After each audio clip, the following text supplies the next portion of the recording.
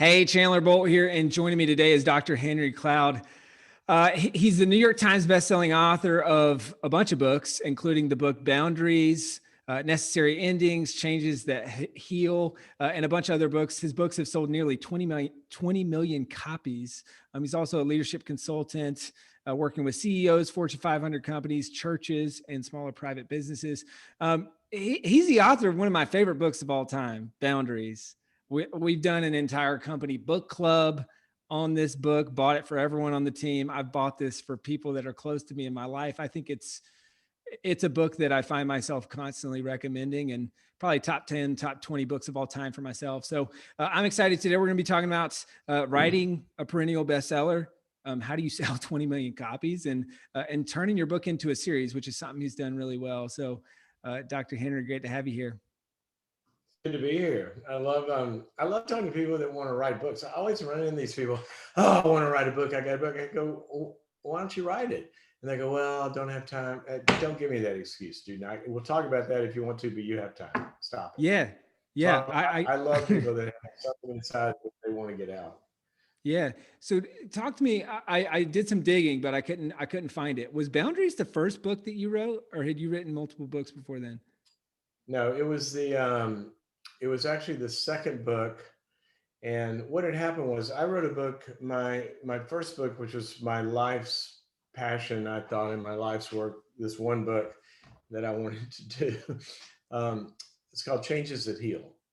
And which is an interesting story in and of itself. But the second section of Changes That Heal, there are four big changes, developmental changes that people need to make, life work in these areas. And the second section was called Boundaries. And so we were doing public seminars, big seminars on that book. And we were doing an offsite planning one day, strategic planning day. And the consultant said, when you guys go speak, what are most of the questions about? And we started laughing and we said, oh, it's by far the boundaries section. And he said, well, why don't you write a book on boundaries? And I said, we actually started laughing. And I literally said this and I meant it. I said, oh, that's a great idea, because if we wrote the book, then that could answer the questions and we could move on and not have to keep talking about this.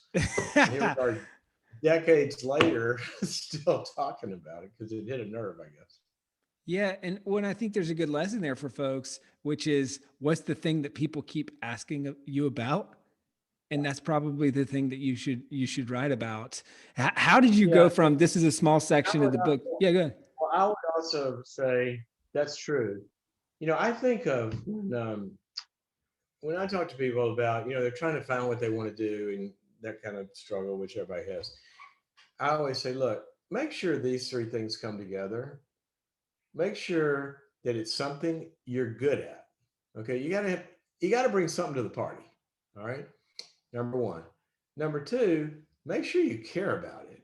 Because if this thing works, you don't want to be doing something that you don't care about. It's got to be passionate to you. And number three, that there's got to be a need in the world for what you're doing. And you lose any one of those three, and we're down the wrong trail, in my view. So yeah, it's very important to ask yourself, where do I find myself being helpful to people? Mm. And for you, that when it transitioned from Changes That Heal to the Boundaries book, it was, I'm assuming you felt like, hey, I'm good at this. I care about it. And this is definitely a need because people are telling me about it. Yeah, well, it would certainly fall. It would answer all of those three things. The last thing I wanted to do was be pigeonholed, sort of like if you're an actor, you don't want to be typecast. You're the boundaries guy, because my passion is to connect people to God's ways and the created order of the universe. It doesn't even have to be a faith book, but the ways that life works in the areas of their clinical functioning, how they feel, depression, anxiety, stress, all that, their relationships, and then their performance lives, reaching goals and dreams. And so you can see in that picture why, working with leaders and CEOs and businesses, that's kind of all three of those are there, even with families. And so I didn't want to talk about this one issue because life is much bigger than boundaries. But when people come into an emergency room, they're going to be talking about what hurts first. And a lot of the people's hurts had to do with boundaries. And so that's still true. But hopefully do a lot more than just boundaries. For sure. And can you talk to that? Because or can you speak to that? Because I feel like that I hear that all the time when we're recommending people, hey, get more specific. What's more niche, like a specific problem that you can solve. And that's the common thing. I don't want to be the blank person. So I guess maybe a two-part question. How did preemptively you say, hey, I don't want to be the boundaries guy, but then, all right, maybe this is really a need. But then also after that, Yeah. how have you segued that to say, all right, I feel like I'm being kind of pigeonholed as the boundaries guy? Yeah. And one of the problems with publishing is that publishers will want to come and do the sequel to whatever you've done that works. They don't want to hear anything else. We want you to do a book on boundaries with goldfish, right? And so I've had to turn away so many things that really didn't meet those three criteria for me. But I have written, so we did after boundaries, we did boundaries in marriage, boundaries with kids, and boundaries in dating were the other boundary series that I did uh, with John. And then because most of my leadership or most of my work has been in the leadership space in the last probably 15 plus years. So I wrote a book called Boundaries for Leaders, which contextualize it in how people run companies and run teams and stuff like that. So um, publishers will really, really, really they want to use your platform, right? Which makes sense, right? It's working. How can we jump on board and ride the wave? And that's where sequels come from a lot of times. And so sometimes it's wise and sometimes it's not. It's not where you want to go. And you got to decide that. And So how do I'm you do? Yeah. inclusive. I'm inclusive of it, but I don't want to be limited to it, I guess is the way to say Right. it. Right. And how do you balance that? Because I mean, you've got series of the books, but then you've also, I mean, you've got a lot of great work that you're doing with churches. You've got books on other topics, obviously. Like, how do you decide? Do I double down on what's working here? Do I kind of foray into to new markets, things I'm more passionate about? Like, Yeah. how do you balance that? Well, I'm going to give you an answer that may or may not be something that people agree with, but it's the way I have to live my life. And that is, I never want to be market driven. In other words, I don't look to see, you know, there's a market for this, and kind of following that.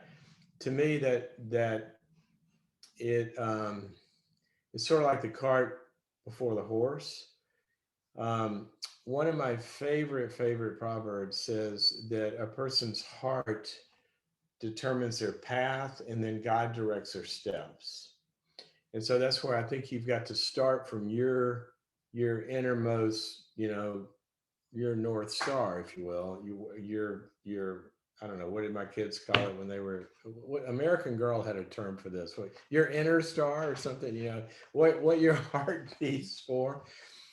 And and so I think it's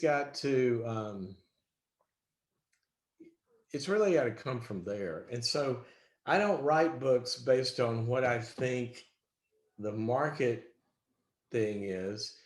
I write books from what I am experiencing over and over and over that I see uh, as a theme in my work. So Mm, a great example is I wrote a book called Necessary Endings, and Necessary Endings is done very, very well.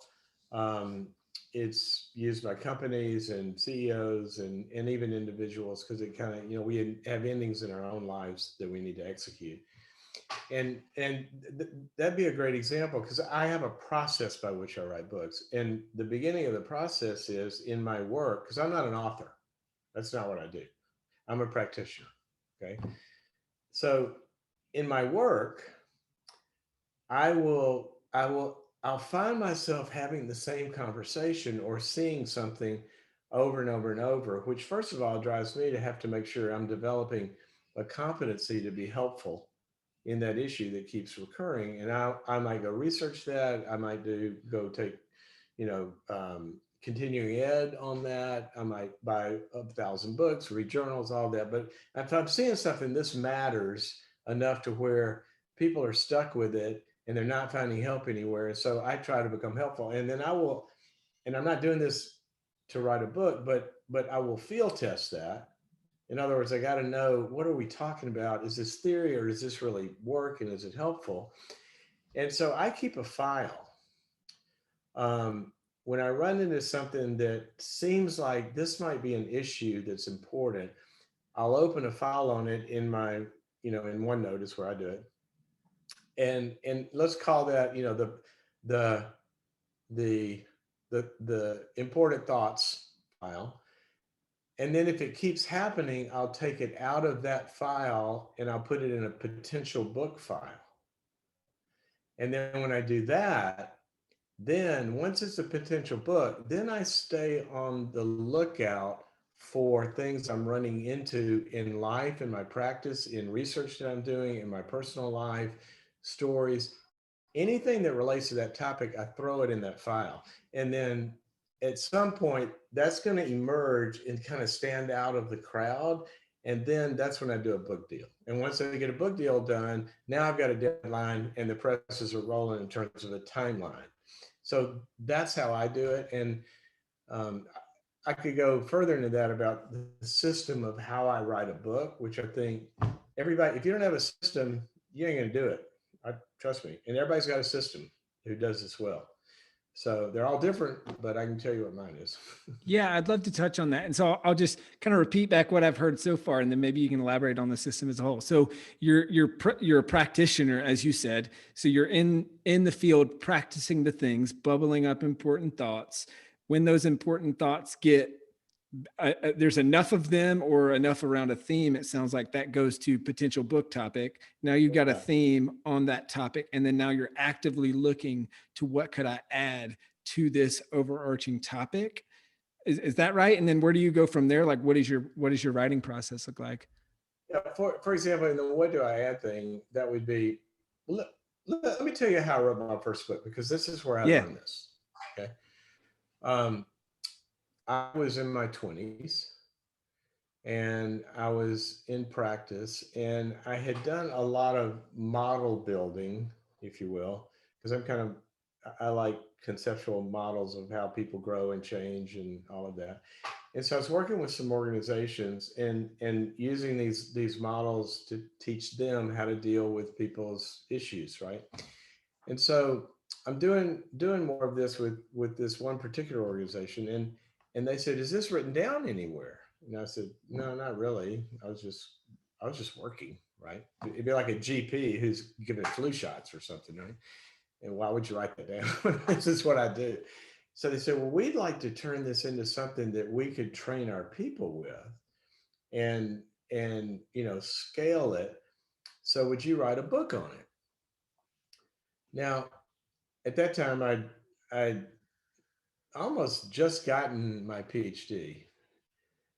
And part of why I'd just gotten it was, a PhD in clinical psychology, you go to 4 years after college, it's like med school, you go to 4 years, then there's another year of internship, and then there's 3 more years in there of gathering hours, and you have to write a dissertation. Well, a dissertation to me looked like an impossible to write. I can't, I don't know. I can't get myself dressed in the morning. I wasn't organized enough to do. I cannot. So I kept putting it off. Right. And so finally I got the dissertation written. I got my PhD. So somebody told me, "You got to write a book on this." That looked like a monumental, there is no way a book. How would you write a book? And they said, "Because your ideas are important. We want them. This has to be in a book." I said, "I don't know how to write a book." And they said, "We'll get you a consultant to help you write the book." Now that resonated with me, because I know that whatever ability we don't feel like we have to continue to think we do when we don't is not going to work. we got to bring it from outside of the system. So I said, okay, that makes sense to me. So he locked me in a room and he said, here's what I want you to do. Write down, go away and come back in a week. And I want to know your 50 most important constructs that are in your system of thinking. Okay. And I came those, and he said, all right, I want you to get that down to 12. And he said, now what he was doing statistically is called a factor analysis. And that's how people do regression analyses to figure out where the variance is. So ultimately he said, now I want you to take it, and how far down can you get it? And I got it down to basically 5. Okay. And so then he said, all right, I think that might be the structure of your book. Ultimately it was. That's Changes That Heal. Now, I also realized I didn't have time to write a book. I was working 50 plus hours a week. And so I figured, okay, I'm not going to be able to take time off to write a book. So how am I going to write a book? So what I decided was that I took this would have been, before we had smartphones to do all this. I got a stack of 3x5 cards and I kept it in my pocket all the time.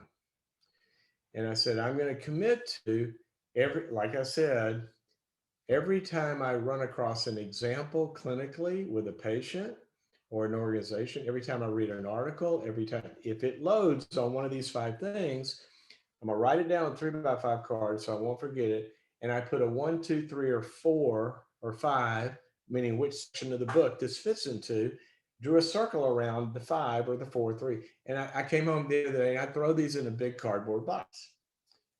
And so I just said, I'm gonna do this for a while. Well, the box starts, getting pretty robust after months and months and months. So then I said, okay, I think I've got the 80-20 rule. I got, most of what's going to be covered is in this box already. So now I got to write it. So here's what I did. I made a vow that it was the 1st of December.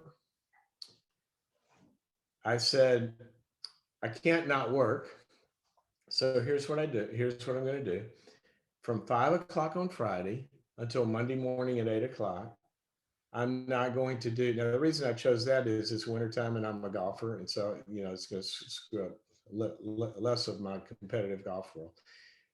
From 5 o'clock on Friday night till Monday morning, it's going to be 100% devoted to writing this book.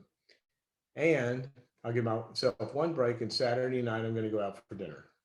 I'll have a date or, hang out with friends or something. And so that's what I did. And June 1st, I had a manuscript. And so what I learned in doing that, I used to do it in a cardboard box, but that worked for me to break it down into what the main ideas were, and then to gather the content over time and file it. And then at some point it's bursting at the seams, or you don't have a book. If it's not bursting at the seams, start over, right? And then you got to sit down and you have to figure out some sort of structure to write it in. And now what I do is I have an Excel spreadsheet that I begin when I start to write a book. And, Excel or in Word or Word has word counts, right? So I have a cadence of, got the chapters designed. I start with an outline. It never ends up to be the outline, but I start with an outline. And then by certain dates, I have to hit certain word counts. That structure will structure me. And I don't have time with kids and, a multifaceted work life and all that. So there's no way in hell I could do Friday night till, Monday morning. But my word count thing will divvy me up into, and what I've learned is kind of like what John Grisham did. He wrote his first book, and he was a state legislator and an attorney full time.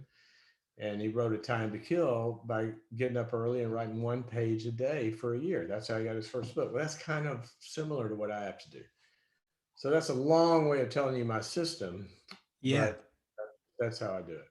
I love that. It's so crazy how similar our stories are in writing our first books, but then also seeing how that's evolved and how you're kind of, in a way, it's stuff we teach and talk about a lot of times, which is mind mapping, using that mind map to create an outline in a chapter by chapter kind of outline, and then, pick your path, whether you're going, chipping away at it over a weekend, or whether you're doing it one page at a time, 1,000 words a day, or whatever that process looks like, but you're chipping away at it over a time period, which I think is super smart. And then also, I love that you acknowledged that you're not always going to stick. You don't often stick to the exact outline, because I think that's free. I never have.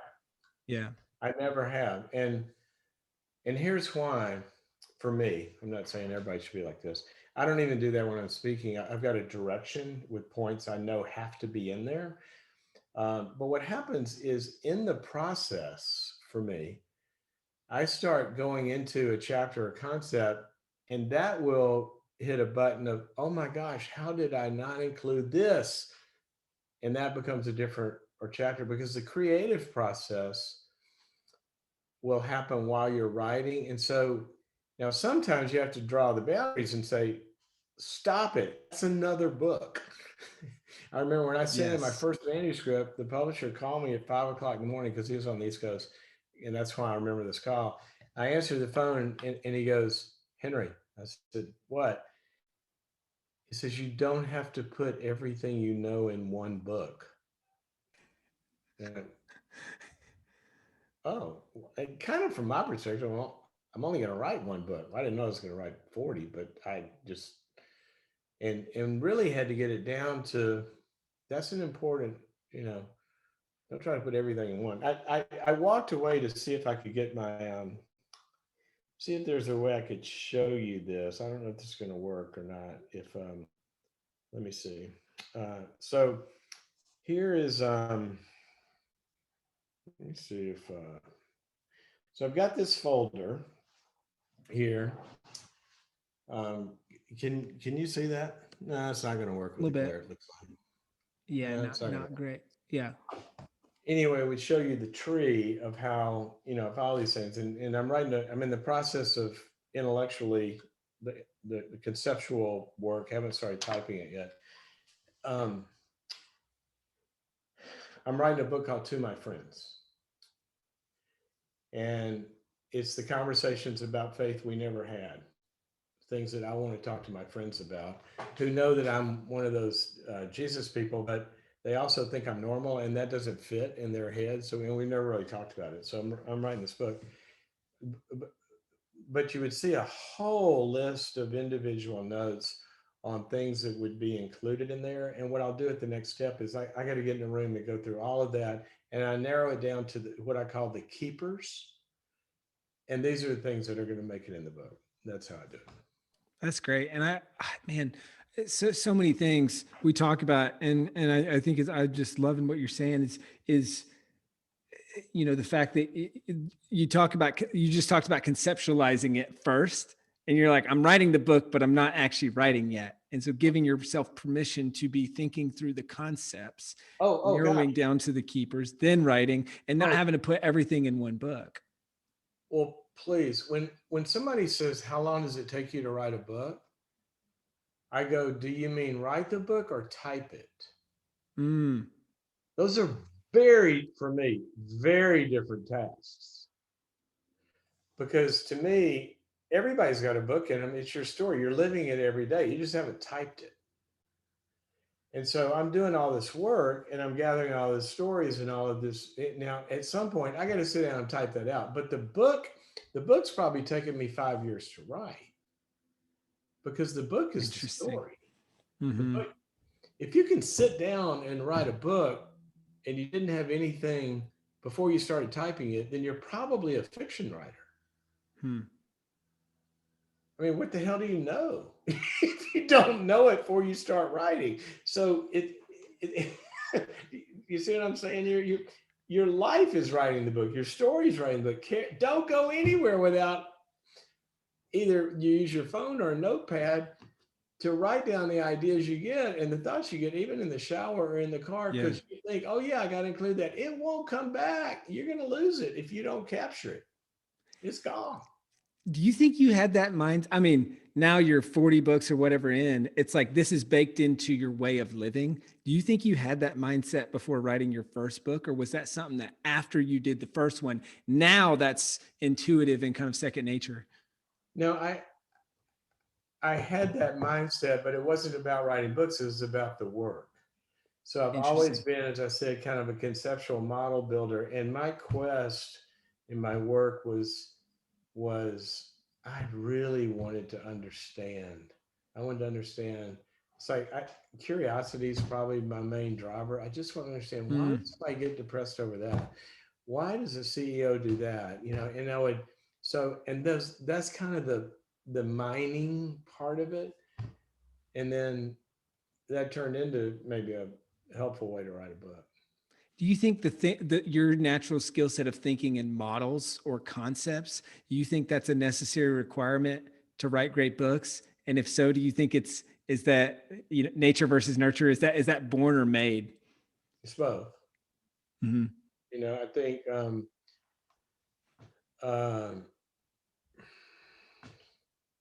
what was the first part of the question? Is that a It- helpful? Is that a like, do you think that's a that's a necessary? requirement to write a great book? Because I mean, this is, I think you do it so well, and you do it so well in your books, and I think that's why your books are so impactful. Is it's funny going back in our conversation. You said I don't really write market-driven books, but I use my work to write the book, which in a weird way is kind of it's not market-driven, but it's like Right, you're right. using it, and it feeds the concepts and models. So do Yeah. you think that's When I yeah, say market driven, if somebody comes says, "This is really selling right now," write a right? book on that, and I don't know anything Yeah, about that. You know, yeah, for sure. yeah, just trying to. I mean, if I wanted to sell a book, pick a title. You want to go where the market is? Write a book called "How to Fix Him." That one would sell. Based on all the calls I get on my daily broadcast, it's like you write that one, that's market driven right there. But and I mean, we're kind of getting off of what we were talking about just a second ago. But in your example, you're not writing that book because you don't feel like you know that, and that you're not practicing that. No, I'm not going to Got write. it. There is one book I'm going to write out of great passion, and there's a need for it because I see the need all the time. But I wouldn't call myself an expert. I would call myself a very, very highly trained layman. And that is, I want to write a book called Bow Boundaries, and it's about dog training. And I hear dog barking That very faintly. that's my neighbor. But I've got I've always had big aggressive breeds. I've had 5 German Shepherds, a Rottweiler Doberman, and have a Doberman Hmm. now Hmm. got last year. And I love dog training. I love it, love it, love it.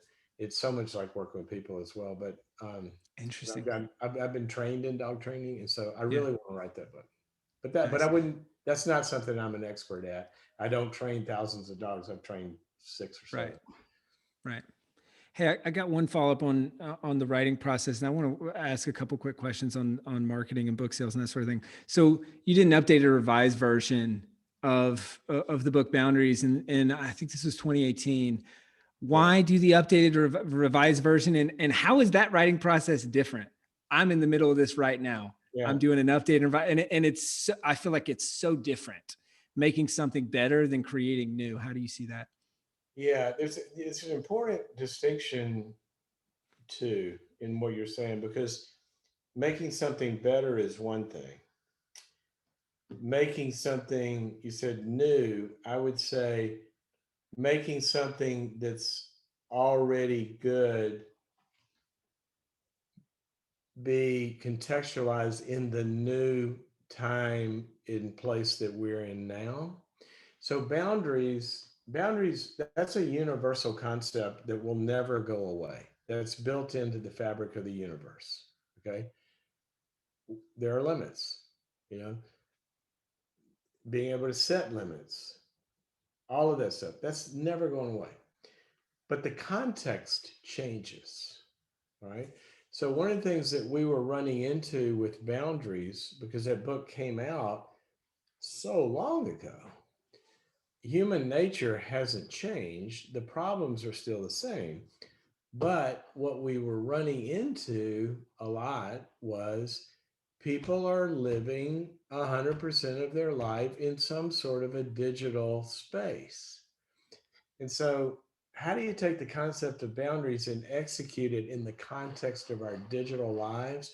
And that was the big driver um, to redo that book, sort of to update it so it fits into how we do life today. Oh, And interesting. it's got a digital section in there for it because Yep. I'll give you an example. A lot of marriages are being busted up by people's online behavior, right?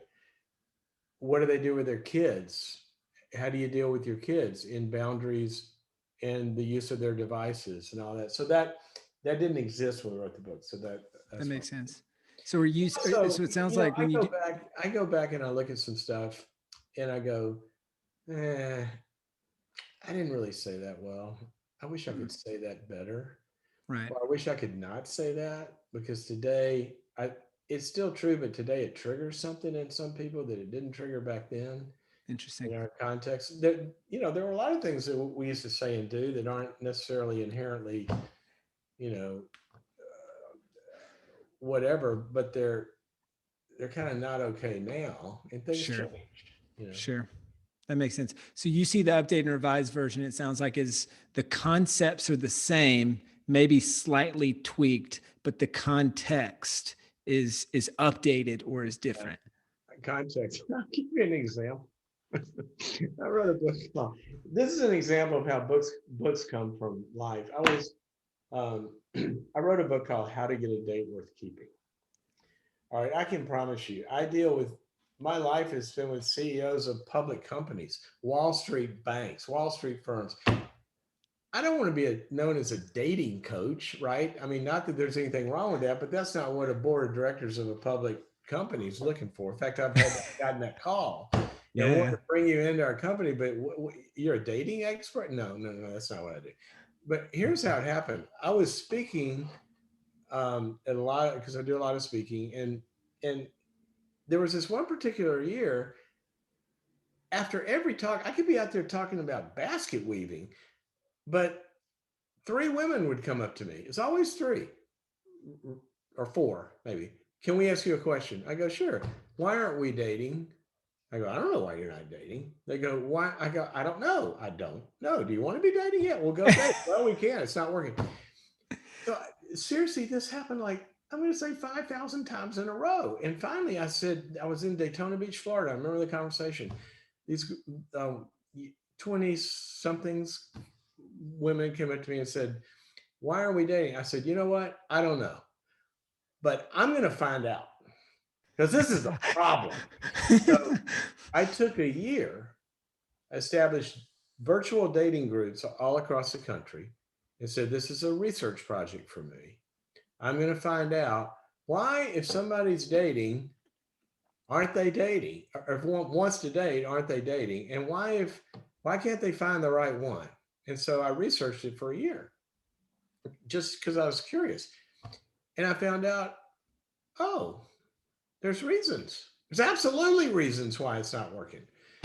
And so I wasn't going to write a book on it, but I was telling one of the stories in a talk I was giving, and my publisher happened to be in the audience, and she came up and says, you have to write that book. And I go, I'm not going to write a dating book. She says, you have to. So I wrote that book. Anyway, it came out, again, it came out of the work, right?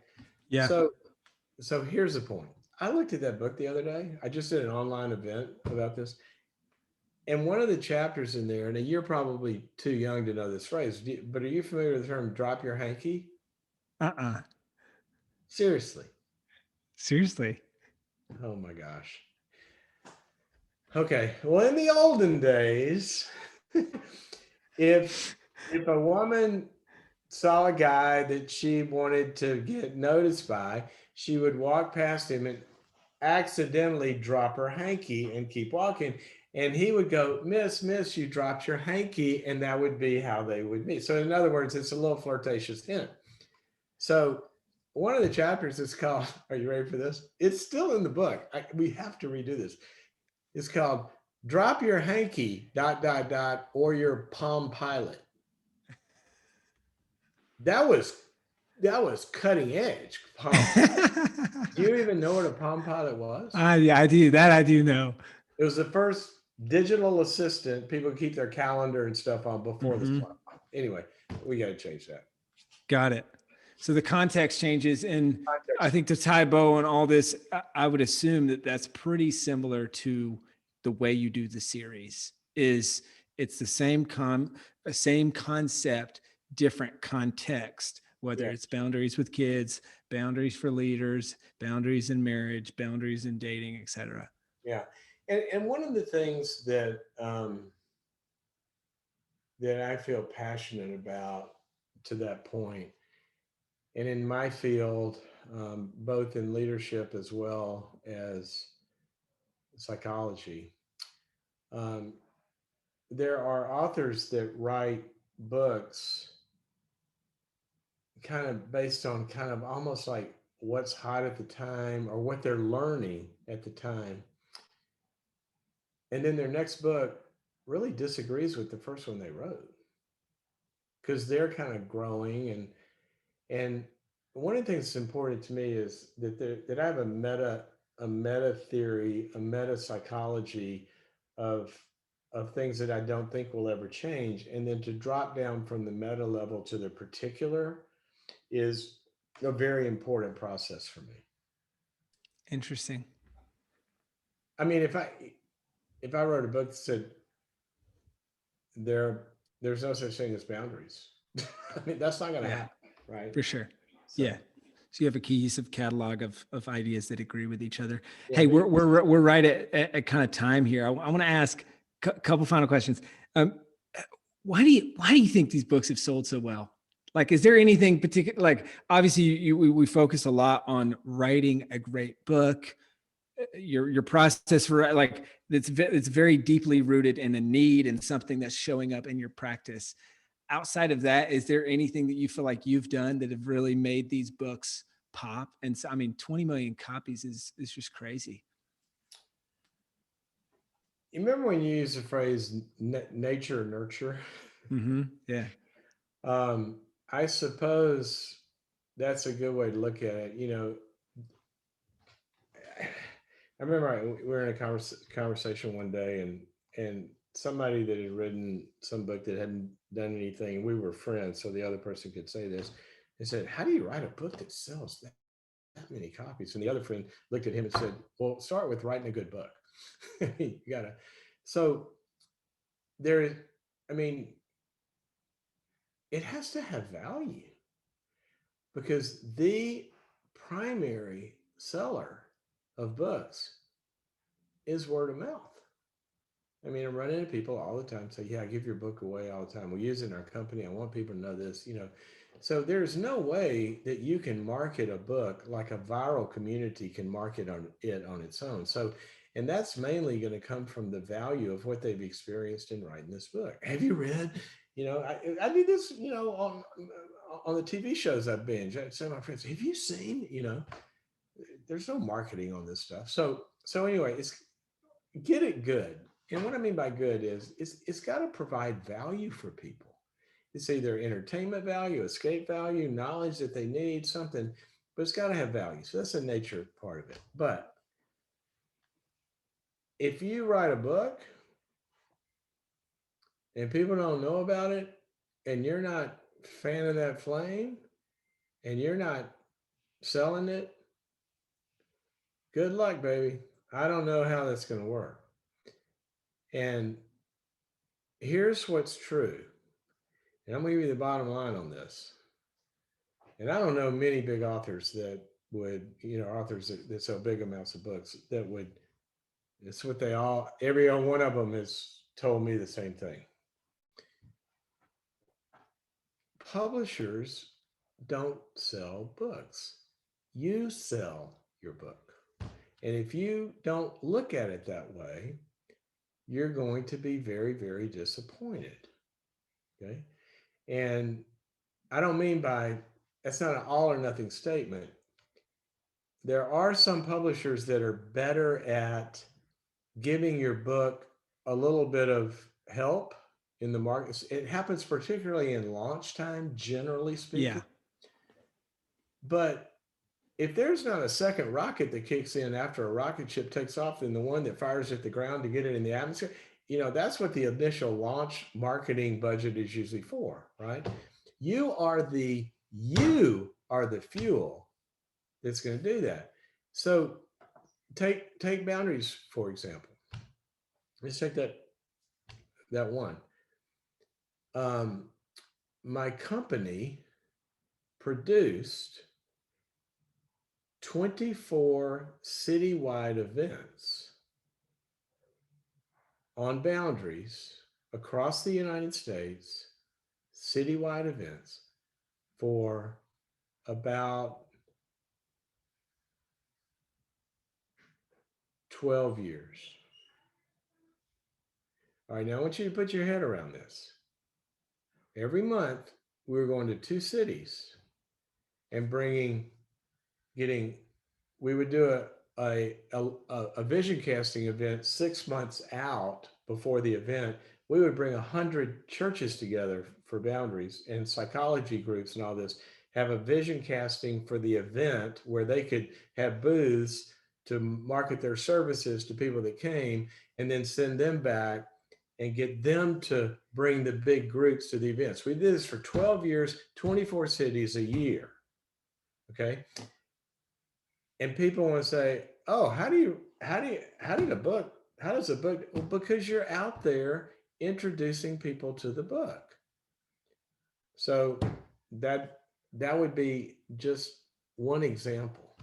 There's a thousand different ways. Another part of this is I did a weekly broadcast that we linked to 5,000 venues every week for 17 years. It was before streaming. It was a satellite broadcast that went to churches, and now I do the same thing in companies.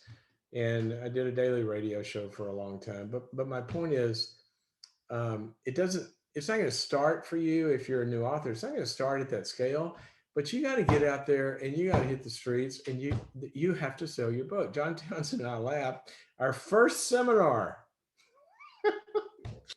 the first one we did, and we did everything possible. I'm not kidding. One guy showed up. One guy. It was an all-day seminar. And we stood there in the front with him in the audience, and we gave the seminar for a day. And now, I'll do events with, 300,000-400,000 people in the audience, downlinked in arenas. But it doesn't start that way. It starts because you build it. So don't be dependent. Yeah. If your publisher helps you, do another book with them, but don't be dependent on them. Yeah. You sell your book. That's awesome. That's so good. Is that go with your experience? Oh, 1,000%. I was on mute, but I was amening because it's exactly true. It's the publisher's not going to market the book for you. Another company's not going to market the book for you. You have to market the book. And I think, and what I'm hearing you say, which I think is really good, kind of parting piece of advice for folks, is marketing doesn't mean a successful launch. It's that second rocket boost, like you said. So post launch, you're continuing to talk about it. You're continuing to point to it. You're continuing to do the work. I mean, a launch is like, slapping a baby on the butt and it starts to breathe. Okay, it has life, but who's going to feed this kid for the next, few decades, right? And I'm good. Yeah. I'm not anti-publishers. I'm anti-authors being too dependent on publishers and not understanding what they really provide for you. Now, publisher, to me, one of the biggest thing a publisher brings to the table is distribution. Now, that's changed a lot, and it is changing in the digital space. But publishers can be very, very helpful in getting your books into the channels that you need to get them to. That's why we've got this whole hybrid world, I guess that's what you might call it, where self-publishing, a lot of people, it's really, really a great way to go. And what you also might want to do is add a distribution, Exactly. do you do that in your Yeah. model? Yeah. Yeah. So, Exactly. or sometimes people go traditional and there's no one right way to do this. It's got to fit you. 100%. Dr. Henry, this has been awesome. Hey, where can people go to purchase your books, to find out more about what you're doing on the consulting side of things and kind of the hub for going deeper with you? Well, the main thing that I would want to make you aware of right now is go to a site called boundaries.me. It's a webpage, www.boundaries.me. And it's a platform that I built sort of like, I think Netflix. So you go into Netflix, you log in, you become a subscriber, you log in, you got all these genres, mystery, thriller, comedies, all that. We go to boundaries.me and you've got the different lanes of, if you're interested in learning more and growing in like a clinical, you want to learn to deal with stress, depression, anxiety, addictions, or dealing with people, then all of those courses are there. All sorts of relationship stuff, from dating to marriage to difficult conversations, resolving conflict, all of that lane is there. And then the performance side, which is goals and dreams. And so I've got over 80 courses on there, and it'll cost you a little more than a cup of coffee, every month to be a subscriber to that platform. So go to boundaries.me, and all the That's books awesome. are available, wherever books are sold, as they say. Cool. That's great. Hey guys, check it out. Boundaries.me at a minimum. Get the book. You'll love the book. As I mentioned at the top of this interview, I've bought it for just about everyone at my company. We did a book club on it. I've given it to so many people. To your point of how do you sell books, you write a great book that people word of mouth recommend and buy for others. So boundaries.me, or check out the book. Dr. Cloud, thank you. You're welcome. Well, if we're out of time, No, go ahead. a hard stop here. No, we're good. Good. Okay. Well, I was just going to say something. A lot of times, we're kind of talking here, just it's a little bit contextualized in what I've done, but a lot of times people need to write a book. That their goal is not to have a mass uh, mass audience, kind of book writing. There are individuals that, this is why the self-publishing thing I think is so great. There are individuals. I've got a friend, for example, and he's really, really good at personal finance. He's really good at fathering and you know making a family work and all of that. And part of what he does in his personal kind of life is he had a book self-published, a couple of books that he's written on these things, and he runs into friends and this, that, and the other that don't think that way, but he knows, and he just hands them out. There are CEOs, even of small companies, that wouldn't have a mass following. They should write a book because their company needs it. There are others that write books because it helps their brand. There are others that write books for um, a lot of different reasons. So don't think of the only reason to write a book is that you want to become a mass market, seller. You might want to write a book because you need a tool, and then also, mine kind of goes both ways. It can also build your business, whatever your Yeah. business is. So there's a lot of things a book can accomplish. Yeah. And just like I'm sure for you, you didn't know that boundaries.me was going to be a thing when you created the first book, right? But you can write it to solve a need. To your point, you can write it to solve a need, and whether that need is 50 people around you, or whether that, cascades into 20 million books sold, a full platform, online courses, the consulting, like all that stuff. But starting with the need and the purpose that you kind of see right in front of you, and helping people with that book. Yeah. I Awesome. mean, if you got a book in you, write it. I don't care if I don't even care if you got to go read it to a tree. Write it. Sing. Well, there's a song. What is it? If I can't remember, but sing anyway, pray anyway. Yeah. Anyway is the name of the song. It doesn't, don't think about what's going to happen. Get it out of your heart. Go write it. Yeah. Write it. That's so great. Well, that's a great place to end. Dr. Cloud, thank you so much. Okay, man.